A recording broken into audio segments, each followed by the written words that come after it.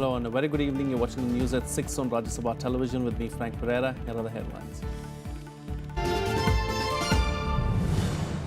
Prime Minister Narendra Modi launches Aadhaar-linked Bharat interface for money or the BHIM app in Nagpur. Also announces cashback and referral bonus schemes to incentivize digital payments.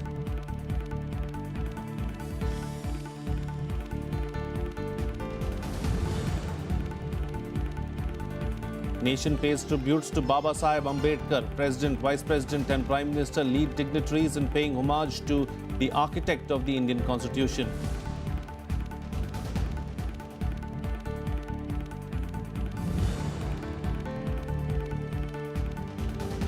Indian High Commissioner meets Pakistan Foreign Secretary Tehmeena Janjua, demands consular access and copy of court verdict against Kulbhushan Jadhav.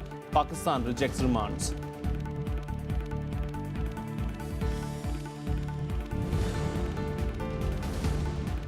And US drops mother of all bombs in Afghanistan. The largest non-nuclear device ever used in combat kills 36 suspected Islamic State militants. Former Afghan President Hamid Karzai condemns attack.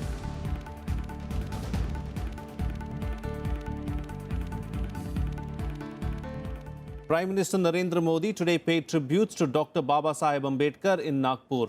He attended a Digidhan Mela in the city and formally launched the biometric-based payment system, the BHIM app. The BHIM app, which is linked with Aadhaar and will allow users to make payments through a fingerprint scanner by authenticating the Aadhaar biometric details of a user.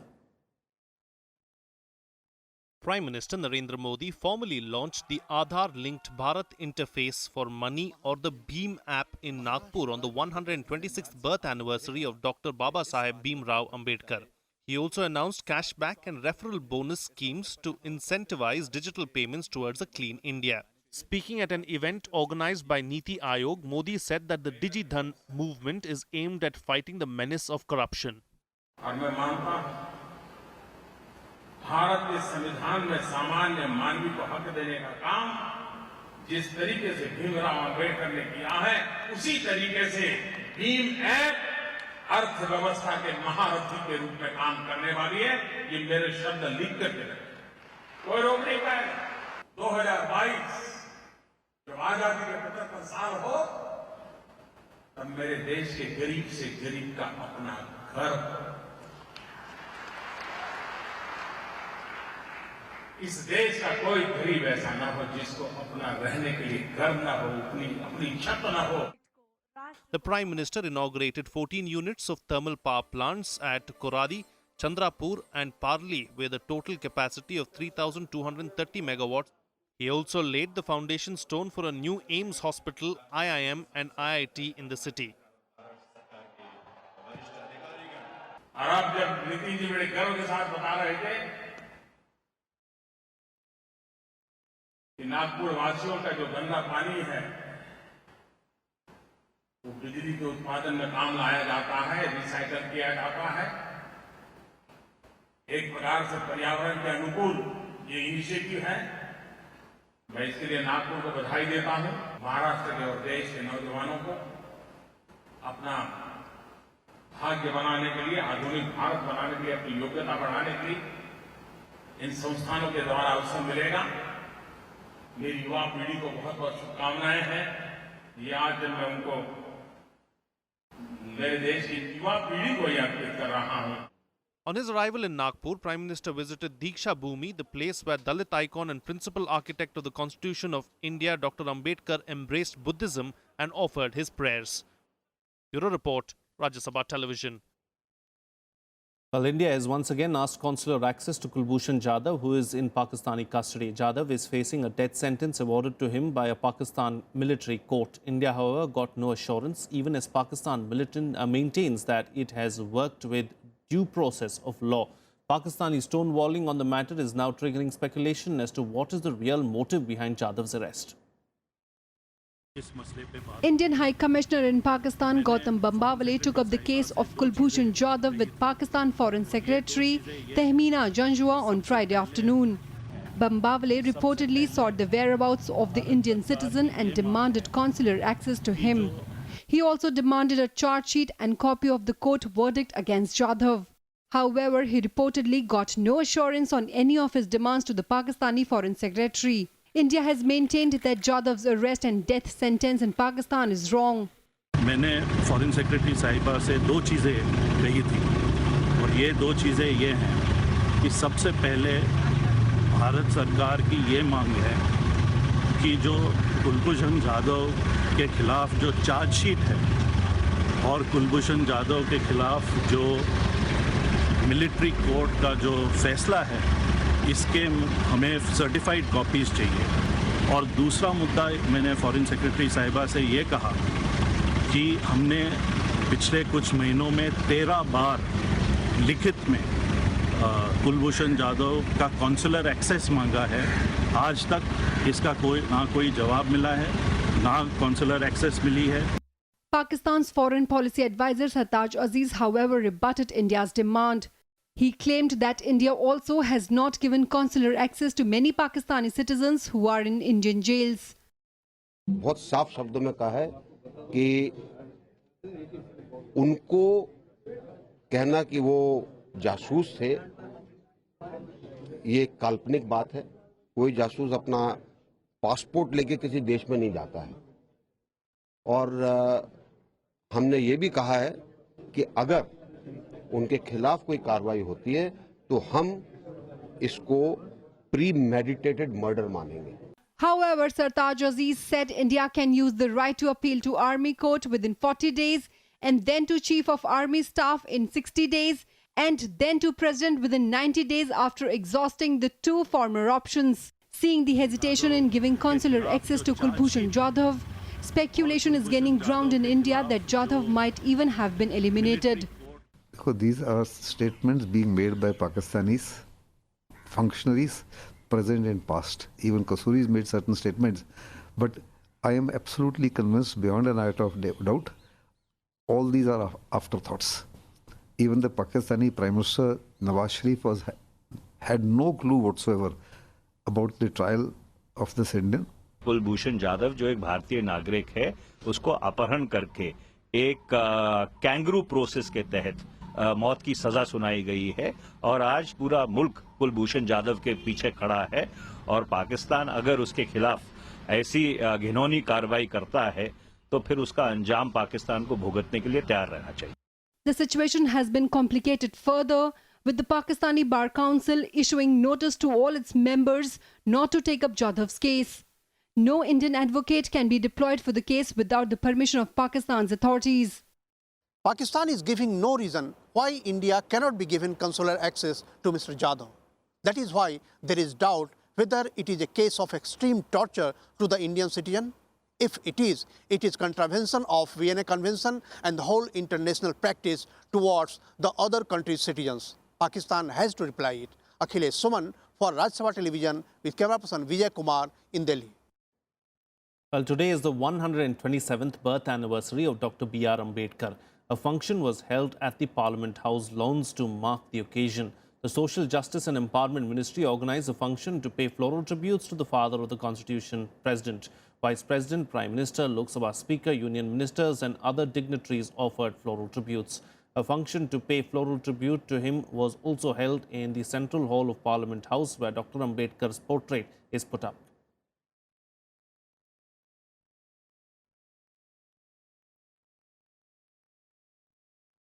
Well, the Jammu and Kashmir police registered an FIR on a complaint filed by the CRPF over a video clip showing some youth beating its jawans during April 9th bypoll in Budgam district. The police have identified the youth who attacked the CRPF personnel and the state government said action will be taken against them. The video shows few young men heckling and attacking CRPF jawans carrying EVMs on poll duty in Srinagar. It also shows the jawans exercising restraint and avoiding retaliation even though they were armed.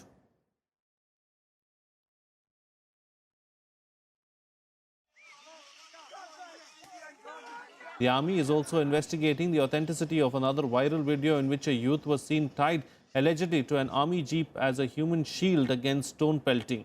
The video sparked an outrage by former Chief Minister Omar Abdullah, who found it shocking. The video was also reportedly shot in Birwa area of Budgam district that is represented by Abdullah.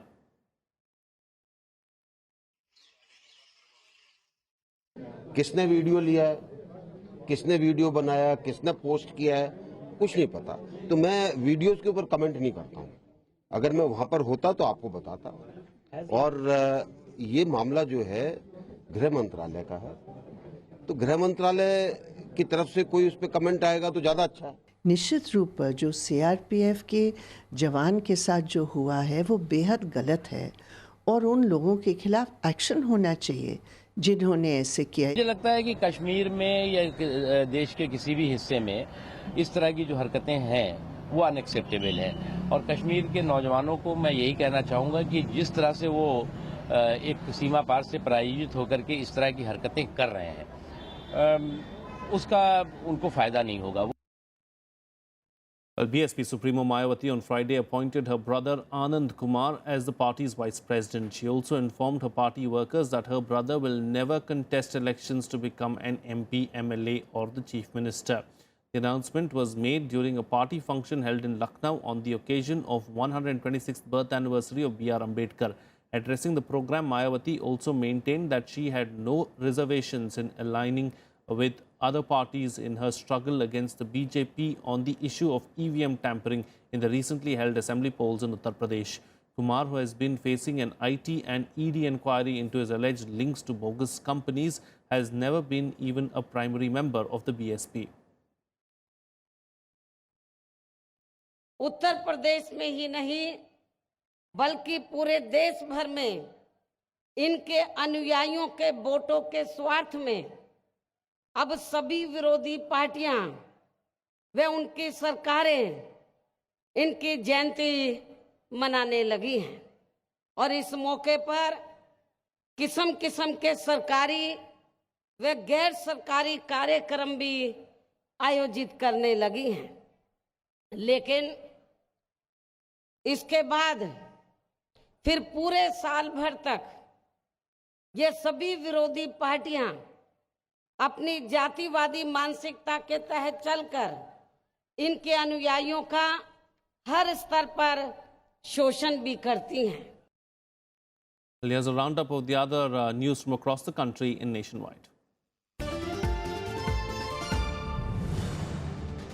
Aligarh Muslim University Students' Union on Friday condemned an FIR against student leaders for taking part in a protest march against violence allegedly involving cow vigilantes. The police filed a complaint on April 12th for taking out the march without getting official permission.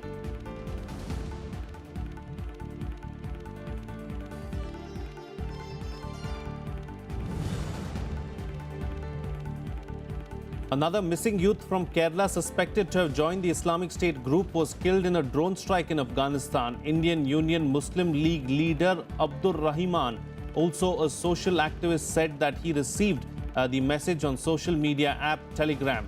Around 21 persons are missing from the state after traveling to the Middle East last year.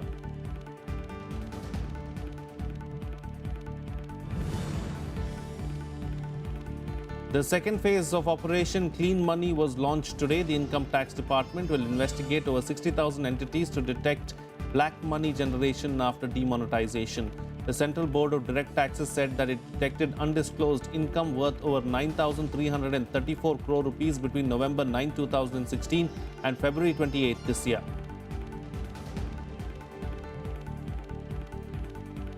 Well, according to NASA scientists, ice plumes shooting into space from Saturn's ocean-bearing moon Enceladus contain hydrogen from hydrothermal vents. It is believed by the scientific fraternity that it can provide an environment after Earth leading to life. Similar conditions in which hot rocks meet ocean water may have been the cradle for the appearance of microbial life on Earth more than 4 billion years ago. The discovery was made using NASA's Cassini spacecraft, which in September will end a 13-year mission exploring Saturn and its entourage of 62 known moons. The detection of molecular hydrogen occurred in October 2015 during Cassini's last pass through Enceladus. Plume's scientists also say Jupiter's moon Europa may also have a global ocean engulfing it and that it would have the ingredients thought to be necessary for life. The new finding is finding hydrogen coming from the plume of Enceladus and the fact that it could support potentially microbes with energy on the seafloor of Enceladus. Now, this finding is the result of 12 years of Cassini investigations, and it really represents a capstone finding for the mission, because we now know that Enceladus has almost all of the ingredients that you would need to support life as we know it on Earth. Well, it's time for a short break now, but news and updates will continue on the other side. Stay tuned, we'll be right back.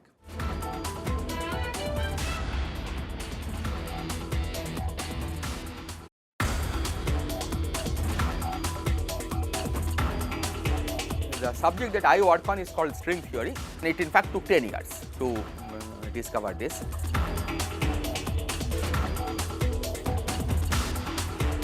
So one of the reasons why string theory has not been dead is because it is a fully mathematically consistent theory. Scientists really don't work for money. Watch Eureka with Dr. Ashok Sen, Professor at Harish Chandra Research Institute, Allahabad, only on Rajya Sabha television.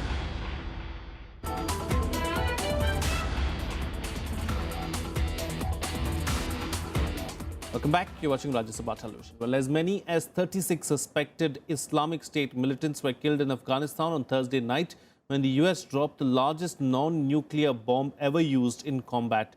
While President Donald Trump called it another successful job, former Afghan President Hamid Karzai condemned the attack.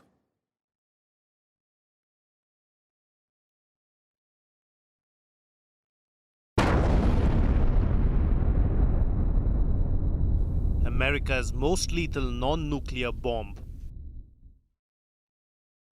also known as the mother of all bombs, hit Islamic State targets in Afghanistan on Thursday evening. The 30-foot-long destruction device weighed close to 22,000 pounds. Called the GBU-43B Massive Ordnance Air Blast Bomb, it reportedly killed 36 suspected militants in Achin district in the Nangarhar province. The entire base was flattened in the first ever instance of such a weapon being used in battle. Very, very proud of the people. Really another successful job. We're very, very proud of our military. Just like we're proud of the folks in this room, we are so proud of our military, and it was another successful event. We targeted a system of tunnels and caves that ISIS fighters used to move around freely, making it easier for them to target U.S. military advisors and Afghan forces in the area. The United States takes the fight against ISIS very seriously, and in order to defeat the group, we must deny them operational space, which we did. The United States took all precautions necessary to prevent civilian casualties and collateral damage as a result of the operation.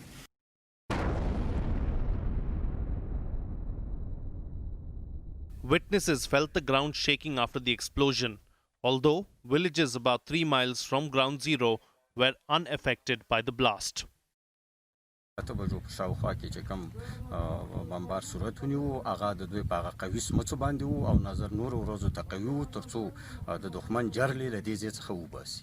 او تا یا ته نفر دایښ د ځکه د بیګاله منځ ته ډیر غټ بم گزار شو د دنیا ولرځوله او سم کار وشو روغ کار وشو چې دایښ له منځ یو د کوم مرکی وګړه نشته.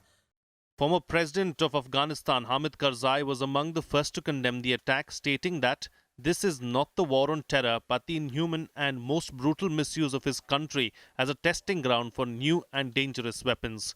He added, "It is upon us Afghans to stop the USA." Thursday's strike came even as US President Donald Trump dispatched his first high-level delegation to Kabul, amid uncertainty about his plans for the nearly 9,000 American troops stationed in Afghanistan. However, the use of the weapon sent a powerful signal that the IS is on top of the US administration's target list. Bureau Report, Rajya Sabha Television. Going on now, at least 97 African migrants are missing after their boat sank off the Libyan coast. A total of 23 migrants were rescued around 10 kilometers off the coast of Tripoli. The boat's hull was completely destroyed and the rescued migrants were found clinging to a floating device. According to reports, 15 women and 5 children are among those still missing. Rescue operations are continuing, but the chances of finding more survivors are slim. According to the International Organization for Migration, at least 590 migrants have died or have gone missing along the Libyan coast so far this year. As per the UN High Commissioner for Refugees, more than 24,000 migrants arrived in Italy from Libya during the first 3 months of the year, up from 18,000 in the same period last year.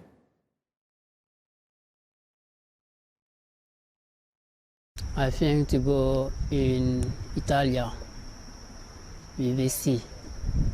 But when we take the seat, God don't permit everybody to go in Italy. We are 120 person, 120, but now we are 22 person.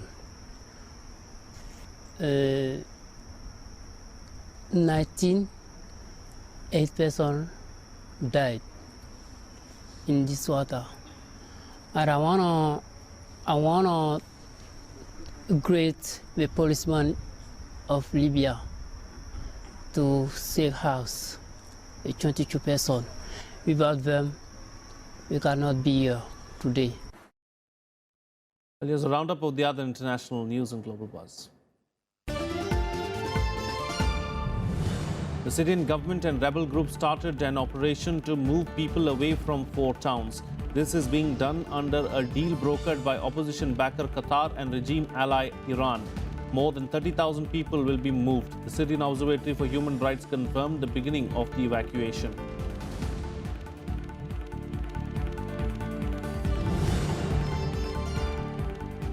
China on Friday said a conflict could break out at any moment over North Korea. The sharp language comes after US President Donald Trump said that the problem of North Korea will be taken care of. Chinese Foreign Ministry further added that whichever side provoked the conflict must assume the historic responsibility and pay the corresponding price.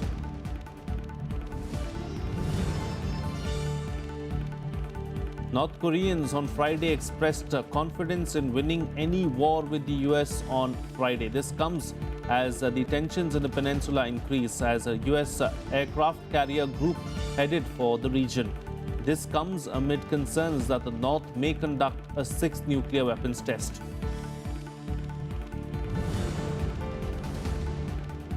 At least 22 people were killed and 87 others sustained injuries when fire erupted during an annual religious retreat in Senegal. The reason behind the fire is still unclear. Thousands of Muslims from various countries participate in the religious gathering every year.